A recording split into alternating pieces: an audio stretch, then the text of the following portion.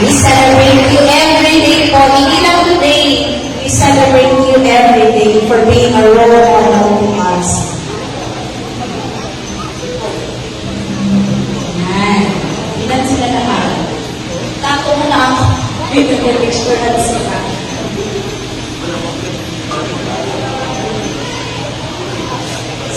Mark, we pray for our grandparents. Once again, good morning. We would like to say thank you sa lahat ng mga grandparents. They have so much to tell, stories. That's what we say to them. They're also our model. The reason why we are here, because of them. Can we give a clap of praise to the Lord for them? And then we request the congregation to stand up and we will declare blessings on them. And also can I ask all the church leaders to be at the back because we will be praying for